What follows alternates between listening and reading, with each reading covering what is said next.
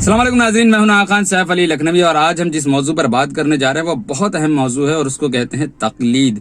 क्योंकि मैंने अक्सर देखा है कि बहुत सारे लोग हैं जो तकलीद के अगेंस्ट बोलते हैं, तकलीद के खिलाफ बोलते हैं और उस पर मर्जियत पर भौंकते हैं। तो आइए उनको जवाब देते हैं कि तकलीद क्या है। हकीकत में उन्होंने तकलीद के असली माने को, हकीकी माने को नहीं समझा और उसके असली डेफिनेशन को नहीं समझा, वरना वो आज तकलीद के खिलाफ कभी नहीं बोलते। तो आइए उनको समझाते हैं तकलीद के असली माने।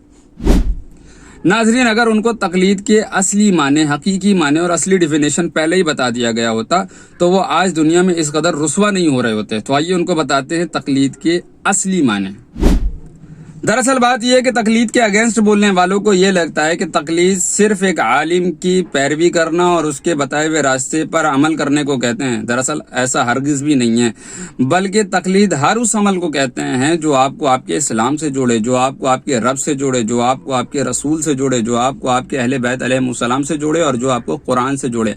हर वो अमल तकलीद हम जिंदगी के हर मामले में, हर मरहले में मुकल्लिद और हर मकाम पर तकलीद करते हैं, लेकिन सिर्फ इस बात का इल्म हमें नहीं है।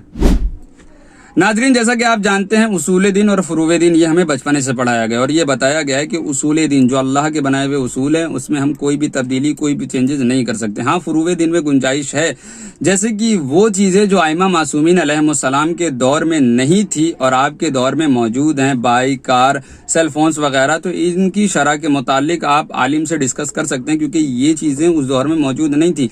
लेकिन उसूल दीन में हम कोई भी चेंजेस नहीं कर सकते। जो वाजिब अमल हैं, जैसे कि नमाज, अल्लाह ने नमाज को वाजिब करार दिया है, तो अब हम नमाज वैसे ही पढ़ेंगे जैसे अल्लाह ने बताई और नबी ने पढ़ाई है। हम नमाज वैसे ही पढ़ेंगे और नमाज में हम कोई चेंजेस नहीं करेंगे।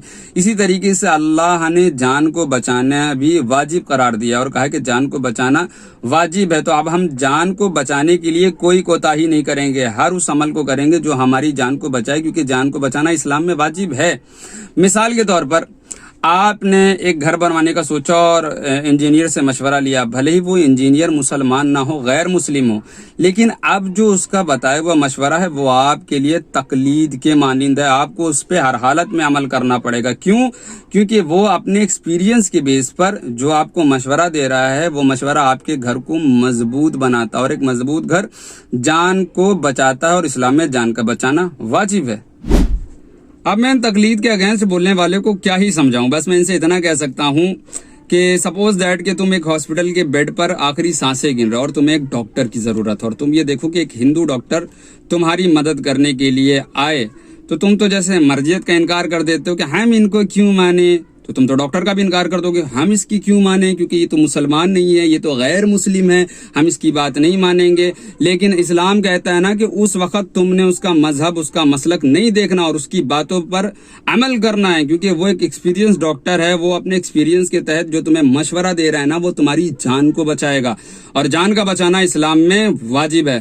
तो अब समझ में आई तकलीद कितनी जरूरी और कितनी अहम है।